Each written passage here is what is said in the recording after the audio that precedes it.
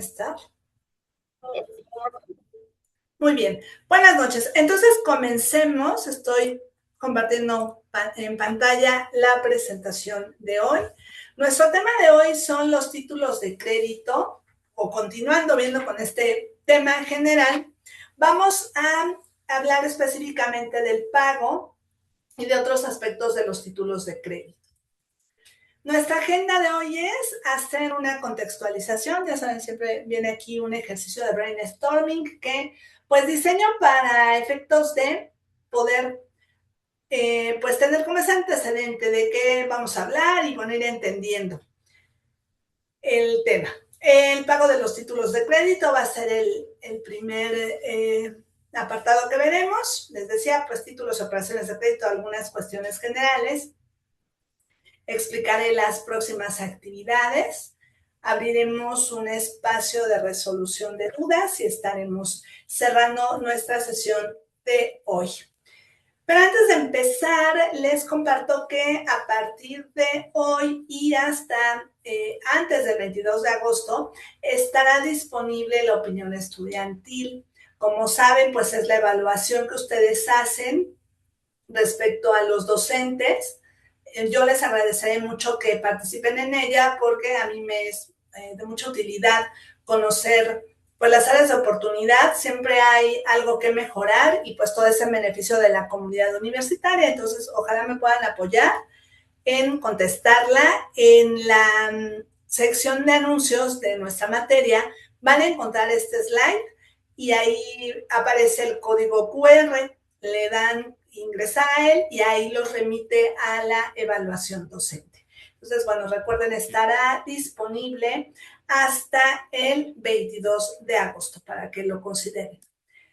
Muy bien, ¿cuál es nuestro objetivo de hoy? Hoy vamos a analizar las formas, modalidades y efectos del pago en materia cambiaria, incluyendo las consecuencias de su incumplimiento y la figura del aval, permitiéndonos identificar y diferenciar la estructura y operación práctica del pagaré, la letra de cambio y el cheque en las transacciones comerciales.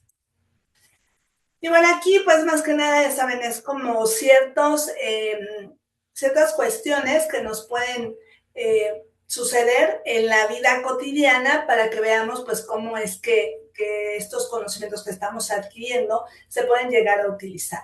Entonces, bueno, el primero le llamo el dilema del abono en abonos, ¿no? Y entonces son pues aquí supuestos. Buenas noches, José Manuel. Bueno, aquí entonces cualquier cosa, aquí los leo. Sé que algunos no pueden a lo mejor encender su cámara ni su micrófono, pero pues si quieren pueden participar a través del chat. Entonces, bueno, les decía, el dilema del abono en abonos.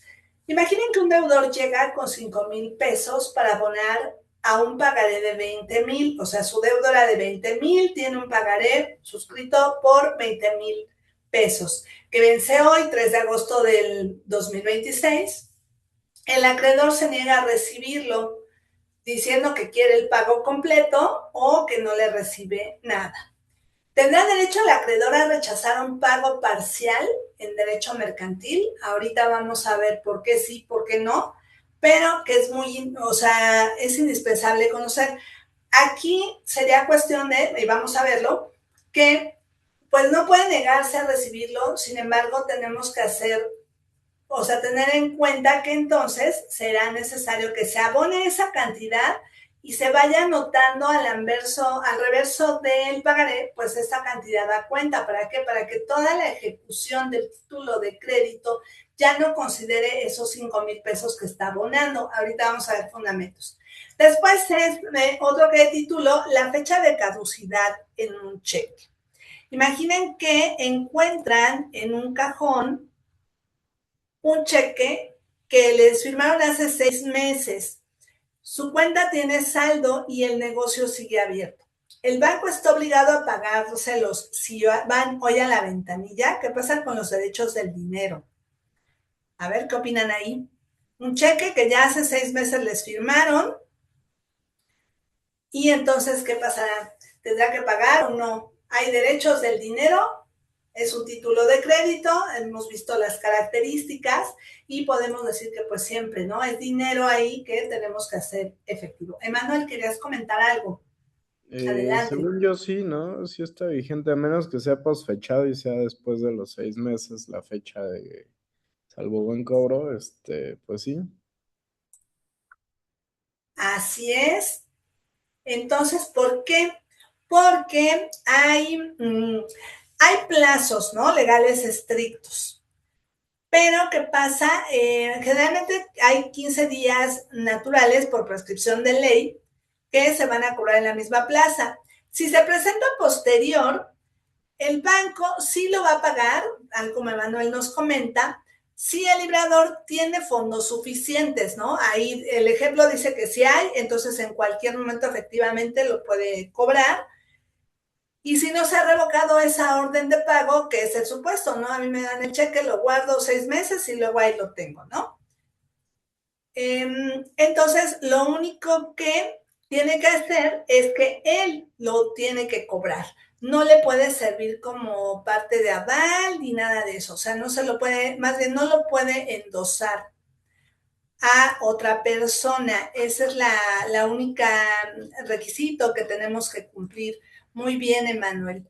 Entonces, sigamos con la próxima. Continuamos. La siguiente habla de el viacrucis del cobro. El pagaré, hay un pagaré que vence un domingo. El lunes van a buscar al deudor a su oficina a las 8 de la mañana, pero les dicen que salió de viaje.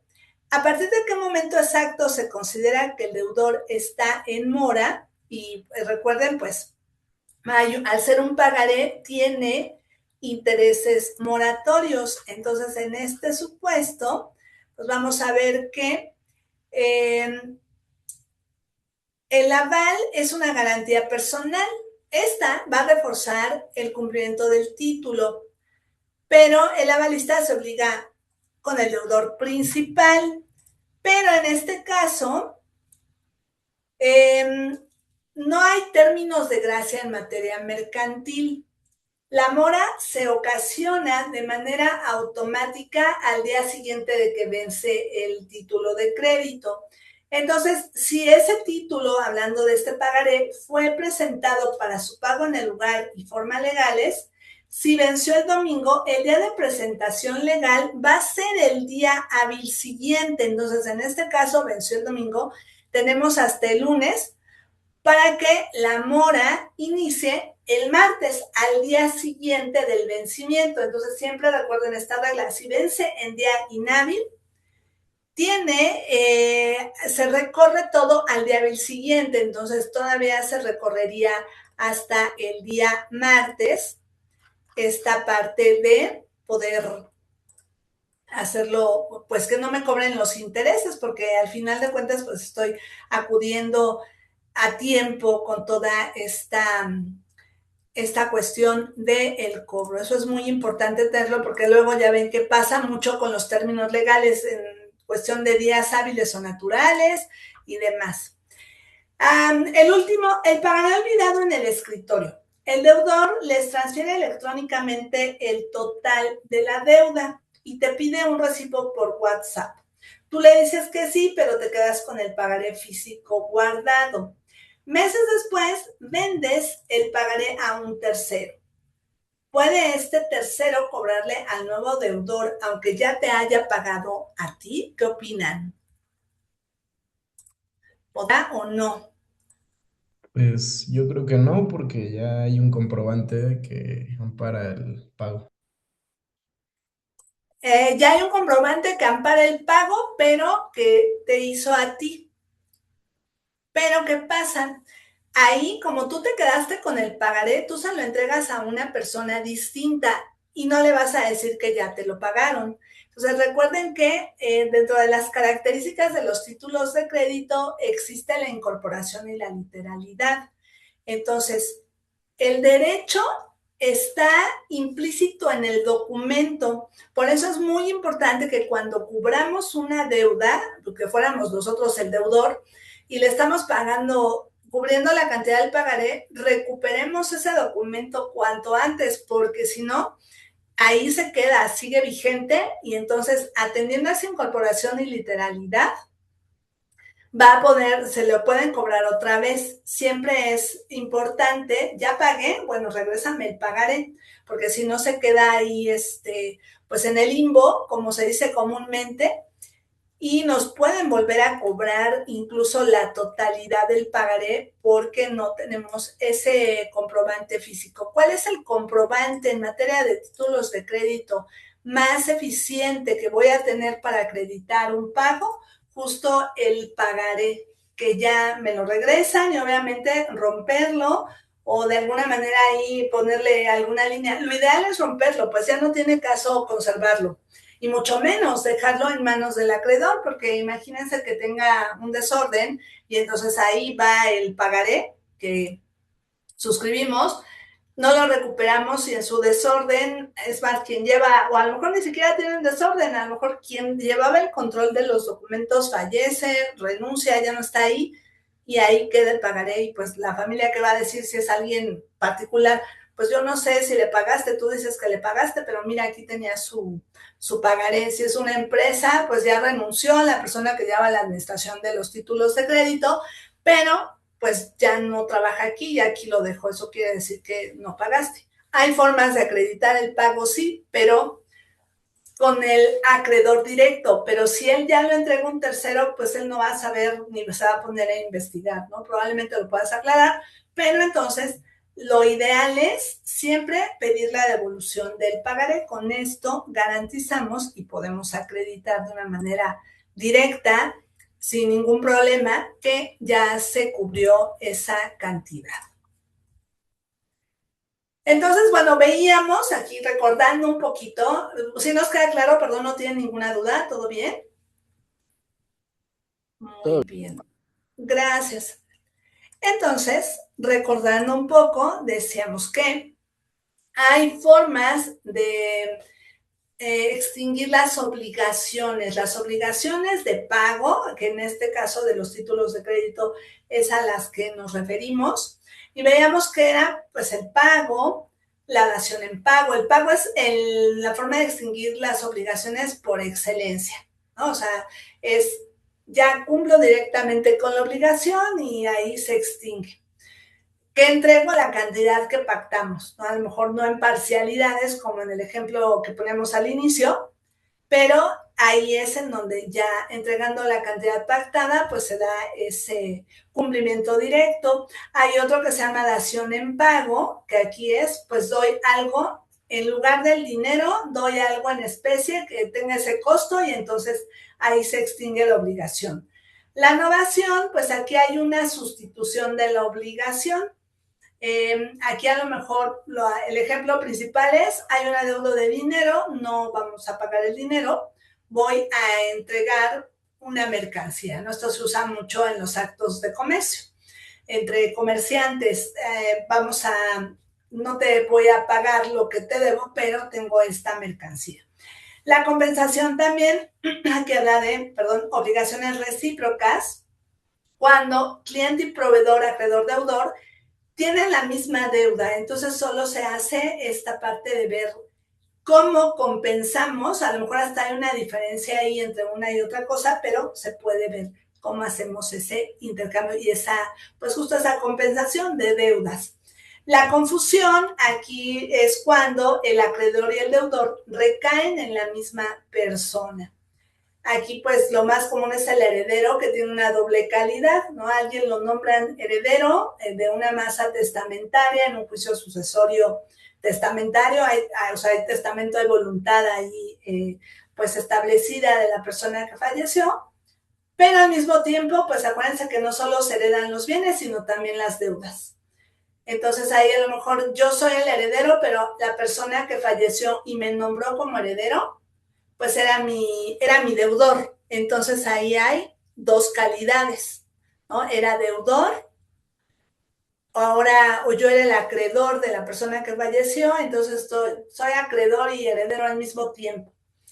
La remisión, aquí pues es cuando alguien decide condonar la deuda, hay un perdón voluntario, y pues si el acreedor ya deja sin efectos esa deuda. Y la prescripción, decíamos, pues es esta deuda que no se reclama en el plazo establecido en la ley, y entonces por el transcurso del tiempo pues se pierden esa obligación de pago. Y entonces, ¿qué es el pago, no? El pago, de acuerdo con el artículo 2062 de nuestro Código Civil Federal, es la entrega de la cosa o cantidad debida, o también puede ser la prestación del servicio a que se compromete alguien. Tenemos otra definición de Regina Villegas. Él nos dice que constituye la forma normal de extinguir las obligaciones, pues implica la satisfacción del interés del acreedor mediante ¿qué? Pues la entrega de la cosa o la realización del hecho debido. Recordemos que en materia de obligaciones, pues tenemos obligaciones de hacer, de no hacer, de dar. Entonces, esa es a lo que se refiere. Y finalmente podemos decir que puede ser la entrega de la cosa debida o la ejecución del hacer adeudado, ¿no? Hubo un compromiso previo, entonces pues cumplo con ese actuar de acuerdo a lo que de lo acordado al inicio, así como la abstención de la conducta que se debe omitir por este tipo de obligaciones que hay de no hacer. Entonces, pues es el modo normal de extinguir las obligaciones, ¿no? A través del pago se cumple con la obligación principal y de esta forma, pues ya no hay mayor necesidad. Pero ya vimos, no es la única, si bien es la forma por excelencia de extinguir la obligación, no es la única forma. Entonces, bueno, ¿qué hay que considerar del pago? Dos elementos muy importantes: el lugar y la época de pago. El lugar, ¿a qué se refiere? Ya hablábamos de los requisitos que debe tener el pagaré, y justo es indicar el lugar de pago. ¿En dónde se va a realizar? Pues a lo mejor no un domicilio específico, puede ser que sí, pero generalmente decimos la Ciudad de México, en la ciudad de Guadalajara, etcétera, ¿no? Entonces, pero puede pasar, de acuerdo con el 76 de la Ley General de Títulos y Operaciones de Crédito, en caso de que por alguna cuestión omitimos indicar el lugar, se va a hacer en el domicilio del deudor. ¿Esto qué sentido tiene? Bueno, que al final si me incumple, pues yo lo voy a requerir vía extra o judicial en su domicilio. Eso entonces hace referencia al lugar, lo puede ser un domicilio exacto, solo una ciudad. Y la época de pago se hace referencia a la fecha que se indica en el título de crédito. Son dos conceptos diferentes. Ahí pues ver cuándo es que va a vencer. Pero también puede ser que alguien no ponga esa fecha y entonces se va a poner que es a la vista. Y esta es una estrategia muy común, yo les decía, de las instituciones financieras. Cuando suscriben un pagaré para garantizar el pago del crédito, pues lo recomendable es colocarlo a la vista. O sea, ponemos la leyenda a la vista o no ponemos nada de fecha, para que entonces lo podamos ejecutar cuando en el momento que lo presentemos a su cobro. Yo les decía que esto es como lo más común. ¿Por qué? Porque en instituciones crediticias principalmente. Es lo más común porque lo que nos interesa es no esperar a que venza un contrato. O sea, si quisiéramos establecer una fecha de vencimiento, pues mejor hacemos un contrato de crédito y nos esperamos al vencimiento. Aun y cuando lo pongamos como una fecha, el pagaré es más rápido ejecutarlo que un contrato. Pero la razón y la recomendación de que sea a la vista es porque no sé en qué momento el deudor va a incurrir en una morosidad o en una negativa de pago. Entonces, si lo pongo a la vista o no le pongo fecha, pues en cualquier momento a lo mejor pasa mucho, ¿no? Con las cantidades de dinero que se prestan, que hay una formalidad, en tal fecha lo voy a pagar, pero algo sucede, no paga, y el deudor, en lugar de dar la cara y decir, oye, ¿sabes qué? No tengo para pagarte, pues empezamos a buscarlo, ya medio lo encontramos, medio se compromete a una fecha determinada, llega esa y tampoco lo encontramos. Entonces, para evitarnos todo eso, el tener un pagaré a la vista sirve para, pues, estar en contacto con este deudor, porque él, al saber que está a la vista, va a saber que, bueno, pues me vas a dar una explicación, te vas a primero a comprometer y vas a hacer lo posible por cumplir con esa obligación de pago. En caso de que no te sea posible, pues lo que tú vas a tener cuidado, tu deudor, de buscarme o de al menos no negarte para que podamos llegar a un arreglo. Entonces, lo recomendable es que sean a la vista para evitar esta cuestión. Y recuerden, si nos toca hacer los deudores, pues siempre pedir la devolución del título una vez que cubrimos pues su pago. Entonces, bueno, ahora, ¿cómo puede ser esta forma de pago? Decíamos, a la vista es en el momento que se presente al obligado, se va a exigir ese pago. No me tengo que esperar a ninguna fecha. En el lugar y fecha de vencimiento, pues ahí sí debemos de realizarla en la fecha calendario que diga el título de crédito. Ahí recuerden el ejercicio de esta característica de los títulos de la literalidad. Ahora, anticipado, no hay una obligación, aquí también mucho cuidado. Obviamente el acreedor lo que quiere es que le pague y yo creo que va a ser difícil que no me quiera recibir antes el pago, pero puede darse el caso. A lo mejor él está esperanzado a cobrarme un interés, a eso se dedica y quiere que yo no le pague por anticipado, pero no hay una obligación de que él me reciba por anticipado. O sea, él sí me puede decir, ¿sabes qué? Pues espérate a la fecha de vencimiento porque yo así trabajo, porque así lo estilo. Entonces ahí no hay una obligatoriedad por parte del acreedor de recibir ese pago anticipado. Por intervención, pues bueno, a veces suele pasar, ¿verdad? Que el obligado principal no paga. Entonces, pues un tercero puede pagar la deuda para evitar el descrédito, ¿no? A lo mejor es, oye, sí te debo, Emanuel, pero la verdad no tengo dinero. Entonces viene Juan Manuel y dice, bueno, yo voy a pagar. Entonces es a través de este interventor o recomendatario también se le denomina, él puede cubrir mi adeudo en mi nombre. Ahora, cuando hablamos de pagos parciales, ya veíamos, pues no puede el acreedor rechazar un pago parcial, pero no puede entregar el pagaré hasta que se haya liquidado la totalidad de la deuda.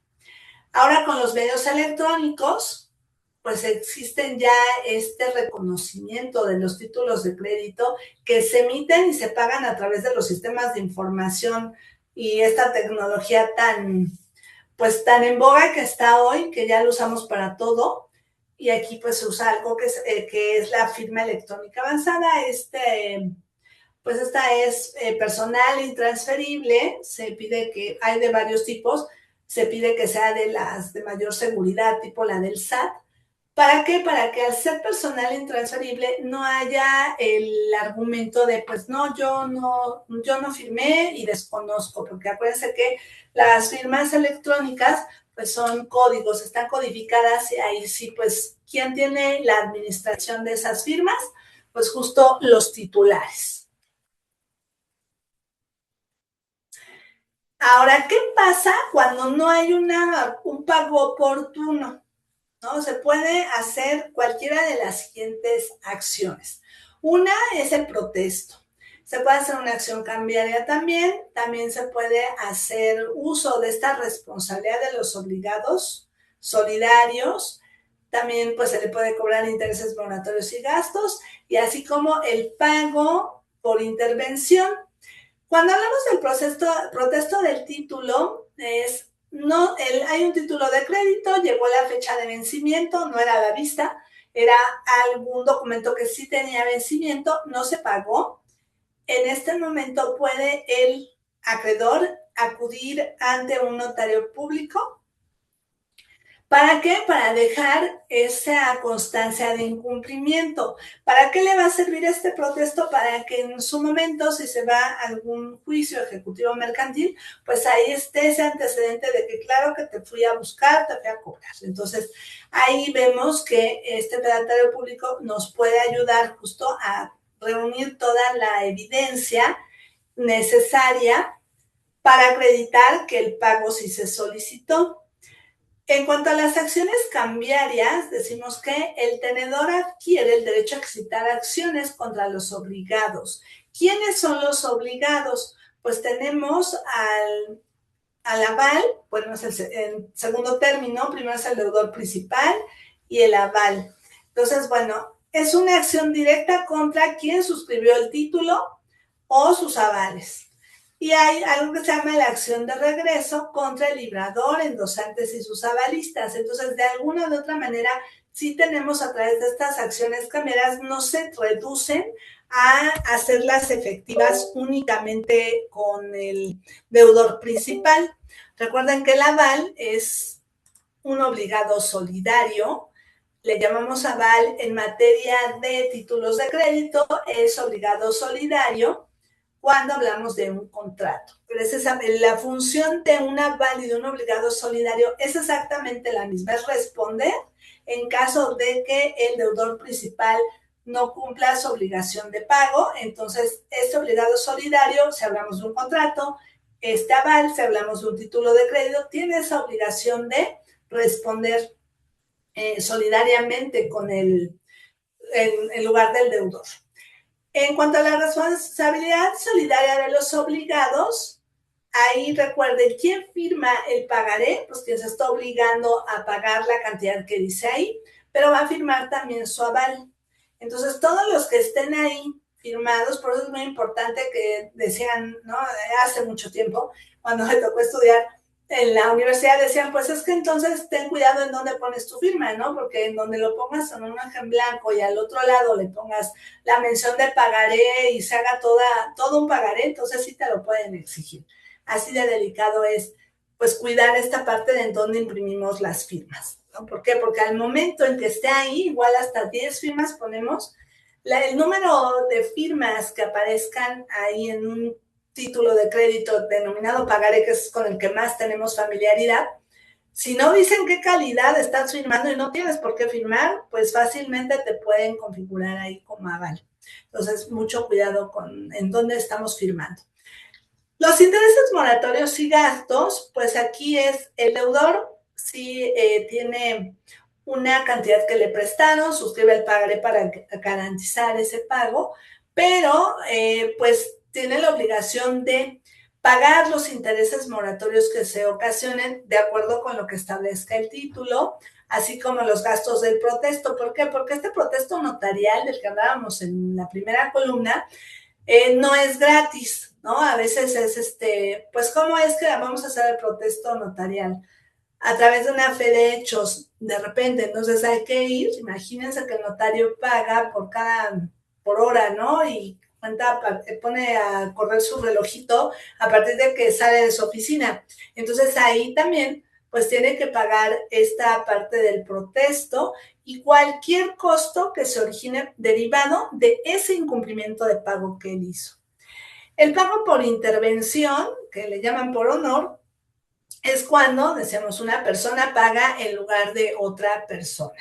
Y a través de esto se evita el protesto y pues ya ahí tienes un buen historial crediticio, que es poco común que suceda, pero puede suceder, ¿no? Ahí es lo que cuidamos es el historial crediticio. ¿Por qué? Porque como personas físicas o como emprendedores, dueños de un negocio, pues eso es indispensable para tener acceso al crédito y entonces seguir generando.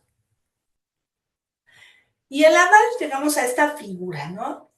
El aval lo definimos como una garantía, ya sabemos, pero hay garantías reales, que es cuando dejo un bien en garantía de que voy a cumplir ese pago o esa obligación a la que estoy contrayendo. El aval es una garantía personal y pues al ser una garantía, justo su objeto es garantizar ese pago, asegurar que el pago se va a llevar a cabo. ¿Quién lo regula? La Ley General de Títulos y Operaciones de Crédito. ¿Qué características tiene este aval o avalista? Pues que va a responder de forma solidaria. Esto es, a falta de cumplimiento del deudor principal, el aval está obligado a pagar como si fuera él. Él va a cumplir con la obligación de pago. ¿Qué formalidades nos requiere? Pues que esté en el título o en una hoja de herida. Debe haber una firma para que alguien nos llegue y es que tú funges como aval de X persona, necesita acreditarme que mi firma está impresa en el título. Puede garantizar también el pago total o parcial. Ahí va a depender, pues ahí se establece, ¿no? Aval de manera parcial o total. Generalmente respondes por todo. Y va a ser independiente de la obligación principal. O sea, esa obligación principal es lo que vincula al deudor y al aval, pero al final es independiente. ¿Por qué? Porque está la obligación principal, está el obligado. El aval va a tener una función hasta una vez que el deudor incumple su obligación de pago. Y aquí les pongo un ejemplo. Un empresario firma un pagaré por 100,000 pesos. Su socio firma como avalista en el mismo documento. Si el empresario no paga en la fecha de vencimiento, el tenedor legítimo puede exigir el pago directamente al aval. Les digo, o sea, es el lugar tuyo se lo va a cobrar a Juan porque él quedó ahí como aval. Y el avalista o aval, una vez que paga, tiene derecho a un reembolso contra el deudor principal. O sea, a lo mejor yo de buena fe firmé como aval de un amigo, ese amigo pues no paga, yo no me entero que no paga hasta que me llegue el requerimiento de pago y digo, bueno, para evitarme problemas yo voy a pagar. Pago en su nombre, pero al mismo tiempo yo puedo demandar a esta persona pues que me reembolse la cantidad. O sea, vía legal sí puedo demandarle el reembolso porque pues no era mi deuda, yo lo pagué porque me afecta a mí también en mi imagen, mi historia crediticio, tener que me estén llamando, me están requiriendo el pago, entonces pago, pero pues no va a ser de gratis, le voy a requerir el reembolso de esa cantidad. ¿Sí? Entonces, bueno, los títulos de crédito podemos decir, de acuerdo con el artículo primero de la Ley General de Títulos y Operaciones de Crédito, que son cosas mercantiles. Como cosas, pues son documentos. ¿Qué importancia tienen estos documentos? Pues el derecho que representan, porque es un derecho de cobro o prestación y no es que se pueda ser independiente del documento, ¿no? Ahí hablábamos de la autonomía y la literalidad, es que está en el documento, ahí está. Características, pues es incorporación, literalidad, autonomía y legitimación. La incorporación se refiere que solo me pueden obligar el derecho, a cumplir con la obligación que está en el documento, ni más ni menos. Por eso es importante no firmar pagarés en blanco, ya lo habíamos comentado. Literalidad, pues solo se va a ejercer ese derecho de acuerdo al escrito en el título. Ahí va a decir quién es el aval, no pueden ir más allá de lo que diga el título de crédito. Autonomía, pues cada adquisición del título genera un derecho independiente. ¿A qué se refiere? Una vez que, en el ejemplo que ponían, se lo dan a otra persona, ya se lo pagaron a ustedes, pero ustedes no se acuerdan y lo entregan a un deudor suyo. En ese momento hay una autonomía. Cada tenedor de ese título es autónomo al anterior. Si al anterior le pagaron y ya continuando con esa tenencia de el título y lo entrega para pagar incluso una deuda, pues ahí ese derecho ya es independiente. Y la legitimación, ¿quién es el tenedor legítimo? Pues ahí va a decir a favor de quién se suscribió. Y en ese ejemplo que veníamos, entonces, esta persona tendrá que endosar a alguna otra a quien quiera pues, conferirle el derecho de pago. Entonces, solo quien puede exigir el pago, quien acredite esa tenencia legítima del título de crédito. ¿Cómo lo acreditas? Con un endoso o porque está suscrito a nuestro favor. Es la forma en lo que esto requiere. ¿Qué son las operaciones de crédito ahora, verdad? Pues estas son actos jurídicos que regula la Ley General de Títulos y Operaciones de Crédito. Ya veíamos que era el crédito, ¿no? Se necesita, o sea, alguien lo requiere para hacer crecer un negocio o para satisfacer una necesidad. Entonces, bueno, pues permiten este uso de un dinero en diferentes formas. ¿A qué nos referimos? Pues hay diferentes productos financieros. ¿Para qué es? Pues para facilitar el financiamiento, la inversión, toda una actividad productiva. Las principales operaciones de crédito que existen son el reporto, que son esta venta de títulos con pacto de recompra, el depósito bancario de dinero, los créditos simples y en cuenta corriente, tal vez un fideicomiso también, arrendamiento financiero, el factoraje financiero. Estas son las principales operaciones de crédito que existen. No sé si tengan alguna duda o comentario, ¿no? Bueno, entonces vamos a continuar con las próximas actividades. Les comento, a más tardar el miércoles ya ven reflejada su calificación de la semana 3, de los trabajos de la semana 3. Entonces, bueno, son 2 actividades.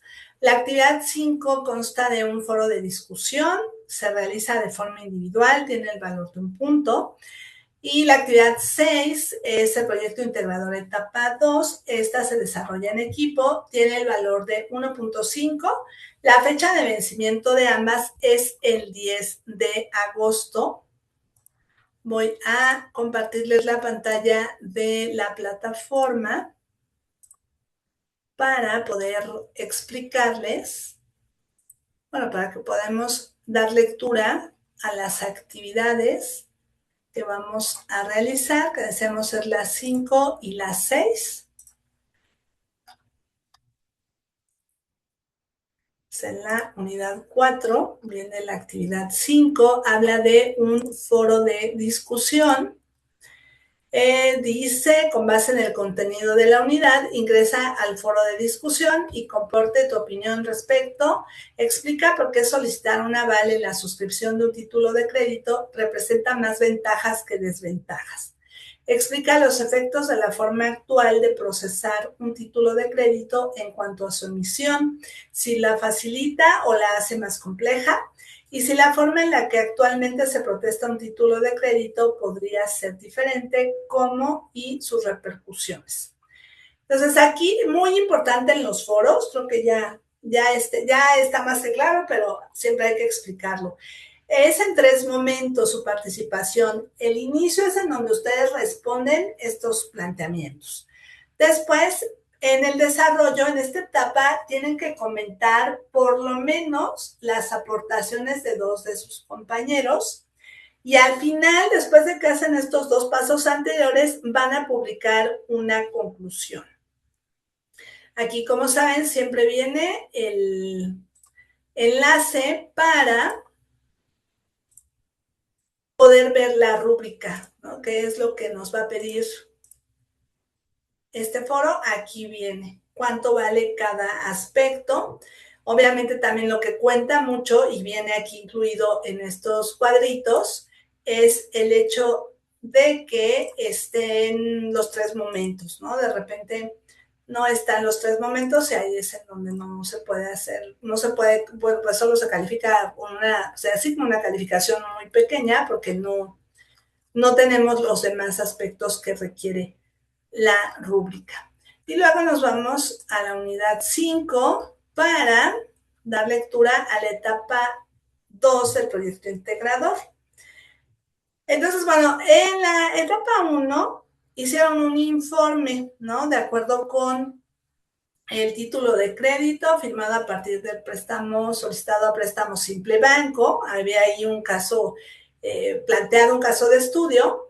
Entonces, con base en esto, ahora van a ser el gerente de préstamo simple banco, y van a realizar lo siguiente, van a especificar el título de crédito que se suscribe, describir las características del título de crédito suscrito de acuerdo al marco legal vigente, explicar las razones por las que Préstamo Simple Banco eligió este título de crédito en particular, porque un pagaré y no una letra de cambio. Elaborar el título de crédito suscrito con base en los datos del caso titulado Préstamo Simple. Y luego el caso es este de jugo fresco, ¿no? Aquí viene nuevamente planteado. Y aquí viene también la rúbrica, que nos va a decir cuáles son los aspectos que se van a revisar. Entonces ahí viene, ¿no? El valor de cada aspecto, la portada, el formato, todo este contenido. Entonces es muy importante que una vez que lo terminen de elaborar el trabajo, puedan dar lectura y revisando si se cumplen con todos los aspectos. No sé si alguien tenga alguna duda de lo que tienen que hacer. ¿No? Bueno, regreso entonces a la presentación.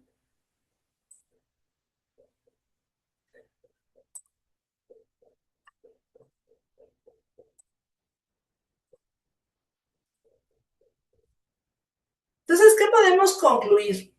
Que el pago es la forma normal de extinguir las obligaciones en materia cambiaria y debe realizarse al tenedor legítimo. Recuerden, quien tiene ese título de crédito, para que sea tenedor legítimo, ¿qué necesitamos? Pues no solo tener la posesión del título, necesitamos que nuestro nombre esté ahí si somos los acreedores, en el lugar y época señalados en el título.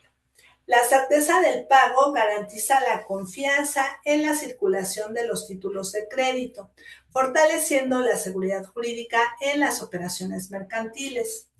El aval es una garantía personal que refuerza el cumplimiento del título, pues el aval o avalista se obliga solidariamente con el deudor principal. La falta de pago oportuno genera consecuencias jurídicas. Veamos ahí que puede haber un protesto, hay estas acciones cambiarias directas, la vía de regreso, el pago de intereses moratorios, una responsabilidad solidaria de los obligados. El avalista que paga adquiere ese derecho de reembolso contra el deudor principal. Con esto se refleja esta función de equilibrio y protección en las relaciones mercantiles. Y en conjunto, el pago y el aval muestran cómo el derecho mercantil busca equilibrar la seguridad del acreedor con la responsabilidad del deudor y sus garantes. Y cerramos con esta frase de Raúl Cervantes Ahumada que dice: en el derecho cambiario, la forma no es un simple ornamento, sino la sustancia misma que da vista y eficacia al derecho de crédito. ¿Qué quiere decir? Pues que tenemos que atender a las características de los títulos de crédito, tomar estas precauciones de, una vez que se liquida, regresarlo, ¿no? O sea, esta parte de los títulos de crédito no es firmar por firmar, debemos entender esa trascendencia, y es tan importante que al momento que pagamos y cubrimos esa deuda, es indispensable recuperar la tenencia del título de crédito que avala la deuda. No sé si alguien quiera comentar algo más, tenga alguna duda, aquí los leo. Gracias, Sebastián. Gracias, José Manuel. En cuyo caso, pues sería todo de mi parte. Nos veríamos la siguiente semana a la misma hora. Muchísimas gracias por su asistencia. Cualquier duda o comentario, estoy a sus órdenes en el correo electrónico. Gracias, profesora. Buenas noches. Gracias a ustedes, Emanuel. Igualmente, buena noche. Estén muy bien.